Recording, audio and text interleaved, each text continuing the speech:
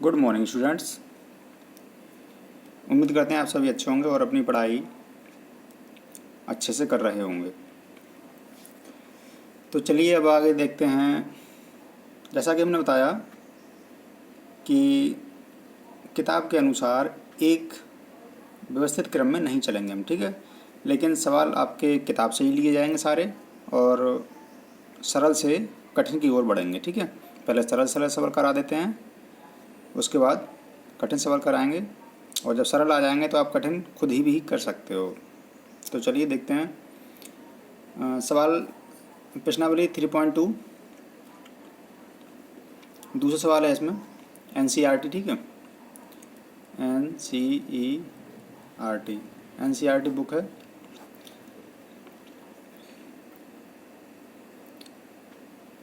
Class 10th। तो देखिए 3.2 प्रश्नावली का दूसरा सवाल क्या कह रहा है। सवाल कि ज्ञात कीजिए कि नीचे दिए गए समीकरण युग्म जो दे रखे हैं उन्हें निरूपित करती हुई रेखाएं, इनसे एक रेखा बनती है, ठीक है। इससे एक रेखा बनेगी और एक रेखा इससे बनेगी, ठीक है। रेखा एक बिंदु पर प्रतिच्छेद करती है, या समांतर हैं दोनों रेखाएं, या दोनों रेखाएं समपाती हैं, ठीक है। सवाल आपके नीचे दे रखे हैं 2, 3, 2 सवाल हम एक या 2 सवाल हम आपको करा देंगे और बकाया सवाल आप खुद से करें और चाहें जो सवाल आप करें, ठीक है। कोई से भी सवाल कर सकते हैं। फिर तो करने से पहले, हल करने से पहले इनके हल के बारे में जान लेते हैं पहले थोड़ा सा, ठीक है, ताकि आपको कोई भी दिक्कत ना हो सवाल करने में। तो चलिए देखते हैं। सबसे पहले नीचे दिए गए रैखिक समीकरण युग्म जो है, ये जो समीकरण है इसे हम क्या मान लेंगे। देखो जो बताया था हमने कि ax plus B Y plus C के रूप में होता है। तो ax plus B Y plus C, A की जगह 5 है और b की जगह -4 हैं और c की जगह 8 हैं। इसमें a की जगह 7, b की जगह +6 और c की जगह -9, ठीक है। समझ गए इतनी बात। तो a b c आपको क्लियर पता है, इसीलिए हमने समझाया था कि a b c के मान ज्ञात करना आपको आने चाहिए पिछली वीडियो में, इसलिए हमने समझा दिया था कि a b c के मान किस तरह से निकालते हैं। तो पहली समीकरण है इसे हम क्या मान लेंगे, a1x plus b1y plus c1, और दूसरी समीकरण उसे मान लेंगे a2x plus b2y plus c2। क्या किया हमने, केवल a को a1 कह दिया, यहाँ a को a2 कह दिया, क्योंकि 2 समीकरण है इसलिए a1 कहा, इसे a2 कहा, ठीक है। इसे b1 कहा, इसे b2 कहा, इसे c1 और इसे c2 कह दिया, ठीक है। कोई दिक्कत यहाँ तक समझ आया आपको। चलिए अब क्या करेंगे, तो उसके बाद हम क्या करते हैं, a1/a2 और बराबर a1/a2, b1/b2 और c1/c2 ज्ञात करते हैं, ठीक है। क्या करते हैं उसके बाद, a1/a2 फिर b1/b2 ज्ञात करेंगे, फिर c1/c2 ज्ञात करते हैं। 3 चीज़ ज्ञात करेंगे हम, ठीक है। चलिए यहाँ दिखाते हैं आपको कि क्या ज्ञात कर देंगे। जैसे मान लीजिए a1/a2 ज्ञात करेंगे। जैसा पहला सवाल है 5x, यहाँ a के जगह कितने हैं 5 और b के जगह कितने हैं 7। तो इस a1/a2 को माना जाएगा 5/7, ठीक है। इतनी समझ आई। चलिए यहीं करते हैं, अच्छा ठीक है, समझाते भी जाएंगे। हल दूसरे का पहला यहीं करते हैं। पहला सवाल है 5x - 4y + 8 = 0, और दूसरी समीकरण है 7x + 6y - 9 = 0, ठीक है। क्या करते हैं, ये पहली समीकरण हो गई, इसे दूसरी समीकरण कह देते हैं। क्या करेंगे अब हम कि सबसे पहले तुलना करेंगे, ठीक है। उपरोक्त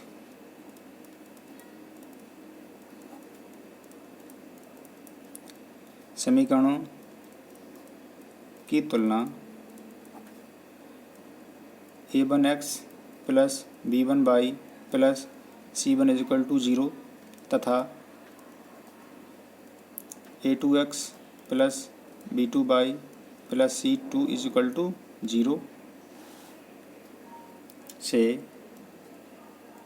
करने पर एक बात ध्यान रखना कि जिस तरह से हम सवाल करा रहे हैं बस उसी तरह से करना, ठीक है। कोई अपना दिमाग में चलाना ज़्यादा, वरना आधी बातें लिखते हो आधी बातें नहीं लिखते हो। तो सब इसमें देखो A1 की जगह देखो A1 क्यों कहा, क्योंकि पहली समीकरण है। A2 क्यों कहा, दूसरी समीकरण के लिए, ठीक है। तो A1 कितने आ गए यहाँ से देखिए, A1 आ गए 5, पहले भी सिखा दिया हमने कैसे मान निकालते हैं।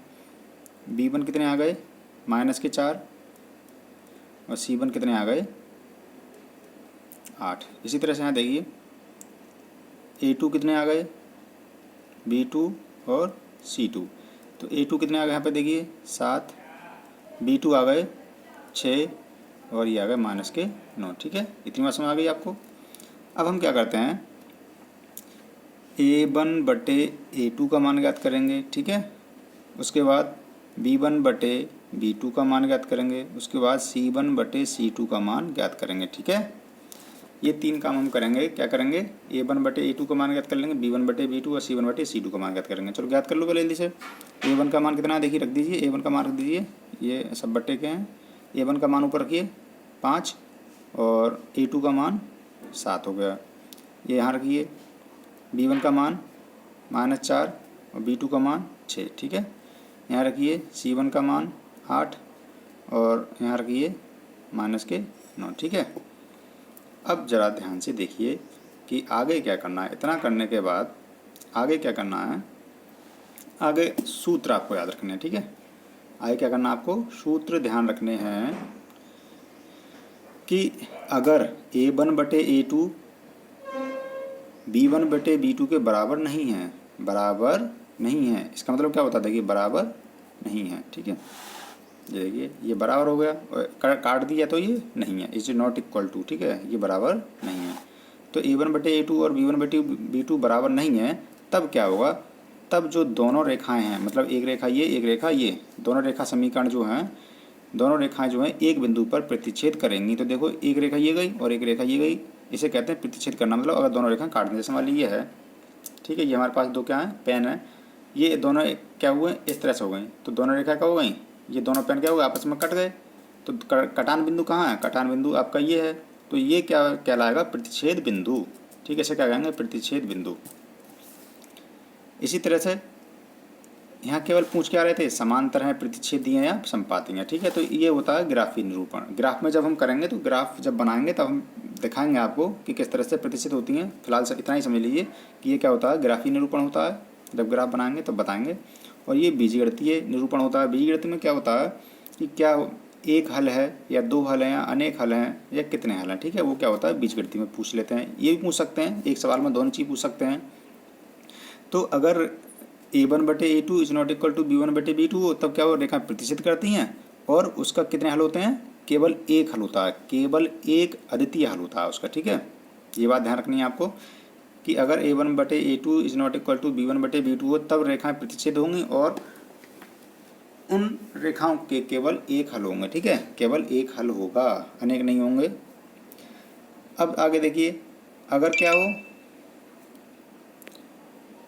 A1 बटे A2 is equal to B1 बटे B2, यानी कि A1 बटे A2 और B1 बटे B2 के बराबर तो हों, लेकिन C1 बटे C2 is not equal to, यानी C1 बटे C2 बराबर ना हो इन दोनों के, तब क्या होगा, तब दोनों रेखाएं समांतर होंगी और उनका कोई हल नहीं होगा। तो उनका कोई हल नहीं होगा। कोई हल ना होने का मतलब कहीं टच नहीं करेंगे वो, ठीक है। कोई हल ना होने का मतलब क्या हुआ, वो कहीं भी टच नहीं करेंगे।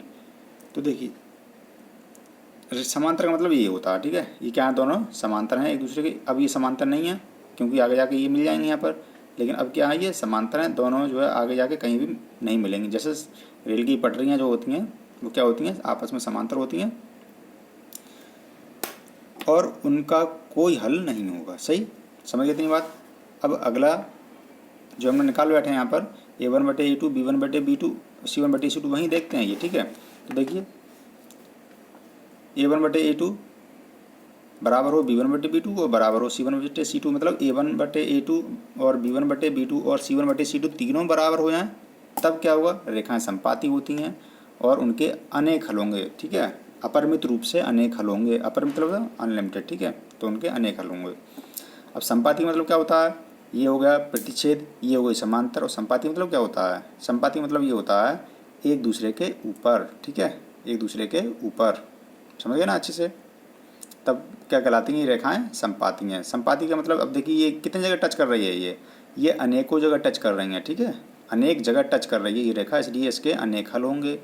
यहाँ पर कहीं भी टच नहीं कर रही है, इसलिए कोई हल नहीं होगा, और यहाँ पर इसके केवल एक हल होगा। क्यों एक हल होगा, क्योंकि ये एक जगह ही टच कर रही है, ठीक है, इसलिए एक हल होगा। समझ गए इतनी बात। तो अब कर लेते हैं सवाल। यहाँ तक आपको समझ आ गया होगा, उम्मीद है यहाँ तक आपको अच्छे समझ आ गया होगा। अब हम क्या करते हैं, देखो A1/A2 और B1/B2 की तुलना करो। देखो ये बराबर है, यहाँ 5/7 है, यहाँ पर कितने हैं 4/6। अब इन्हें काट भी लीजिए चाहो तो, 2 दूनी 4 और 2 3 6, माइनस के 2/3, ये तो कटेंगे नहीं, 5 और 7 हैं। यहाँ देखिए ये कटेंगे नहीं, एक सम संख्या एक विषम संख्या, तो इतना कटने के बाद आ गया। अब देखिए 5/7 और 2/3 बराबर हैं, नहीं है, बराबर हैं नहीं है ना बराबर, तो हम यहाँ लिखेंगे चूँकि A1/A2 is not equal to B1/B2, इसलिए ये रेखाएं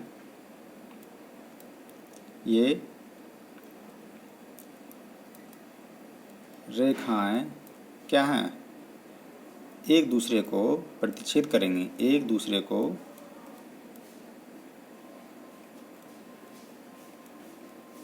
प्रतिच्छेद करेंगे। ये आपका क्या आ गया, आंसर आ गया, समझ आ गया। उम्मीद करते हैं अच्छे समझ आ गया होगा। बहुत ही आसान है सवाल, कुछ नहीं करना है, बस आपको यहाँ ध्यान रखना है कि अगर A1/A2 इजिकल टू B1/B2 हो जाए तब क्या होगा, रेखाएं प्रतिच्छेद होंगी, एक हल होगा। A1/A2 और B1/B2 के बराबर हो जाए लेकिन C1/C2 बराबर ना हो तब क्या होगा, समांतर होंगी, कोई हल नहीं होगा। तीनों बराबर हो जाएं, संपाती होंगे और अनेक हल होंगे, ठीक है। एक सवाल और कराते हैं, उसके बाद तीसरा सवाल आप जो है खुद से करें। चलिए यही वाला करा देते हैं, क्योंकि इसमें माइनस है, माइनस देख के आप डर जाते हो। चलिए तीसरा सवाल कराते हैं, दूसरा अपना करना, ठीक है। तीसरा सवाल कराते हैं 6x 3.2 का तीसरा सवाल, ठीक है। ये है 6x - 3y + 10 = 0 और 2x - y + 9 = 0, ठीक है। समीकरण 1, समीकरण 2, समीकरण 1 और 2 मान ली हमने। अब क्या करते हैं, वही करेंगे, A1 का मान निकाल लेंगे, ठीक है। चलिए पूरी बात लिखते हैं, ठीक है। उपरोक्त समीकरणों की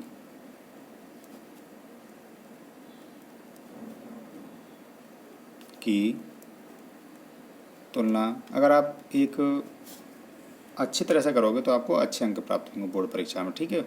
इसलिए जो तरीका बताया जा रहा है वो आप पूरी लाइन लिखें यहाँ पे, ये ना सीधे A1/A2 निकाले और सीधे आंसर ला कर दिए, ठीक है। अच्छे तरह से करोगे तो अच्छे अंक प्राप्त होते हैं। उपरोक्त समीकरण की तुलना A1x + B1y + C1 = 0 तथा A2x + B2y + C2 = 0 से करने पर तुलना कर दो। तो A1 का मान और B1 का मान और C1 का मान निकाल के यहाँ रखेंगे हम, ठीक है।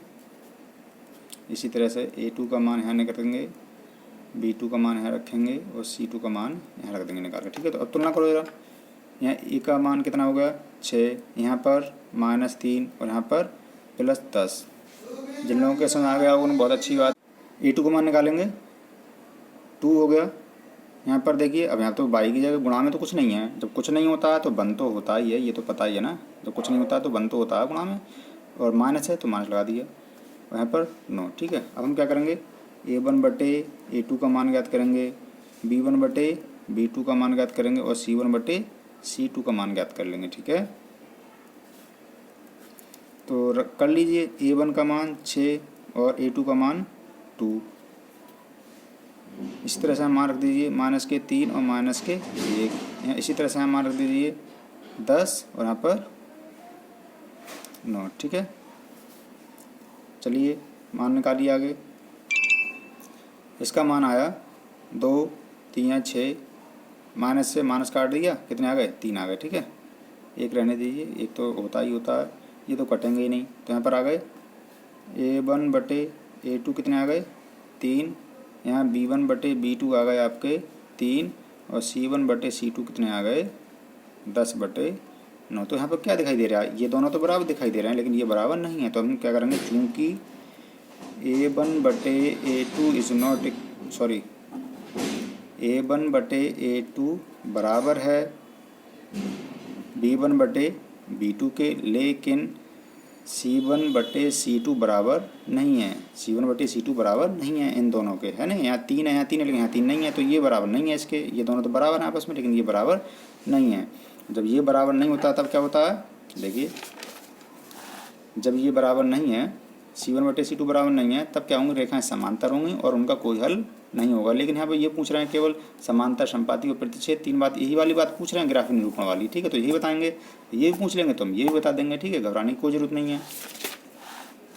तो लिख देंगे, इसलिए रेखाएं समांतर होंगी, इसलिए रेखाएं समांतर होंगी।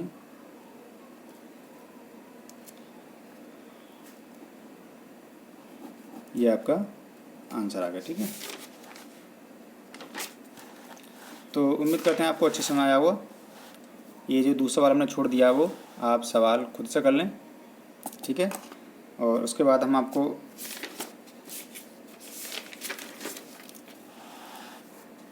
थ्री 3.2 का ही तीसरा सवाल कराएंगे। ठीक है, कि रेखाएं संगत हैं या असंगत हैं। ठीक है, तो संगत असंगत के बारे में समझ लीजिए थोड़ा सा। देखिए, संगत असंगत का मतलब क्या होता है कि अगर रेखाएं टच कर जाएं, ठीक है, अगर रेखाएं क्या हो जाएं, टच कर जाएं एक दूसरे को जरा सा भी, तब वो क्या होंगे? संगत। देखो यहाँ पर टच कर गई ये रेखा, तो ये संगत हो गई। ये टच कर रही है? नहीं कर रही है ना, तो इसे हम क्या कहेंगे? ये असंगत। ठीक है, और ये टच कर रही है, तो टच कर रही है यहाँ से शुरू से लेकर आखिर तक, तो ये भी क्या हो गई? संगत हो गई। ठीक है, तो ये बातें आपको याद रखनी है बस। ये आप अब आप आगे के सवाल खुद कर सकते हैं, इस तरह के सवाल। ठीक है, लेकिन हम भी कराएंगे आपको। चलिए, इस वीडियो में इतना ही, अगली वीडियो में पढ़ाते हैं इसके आगे।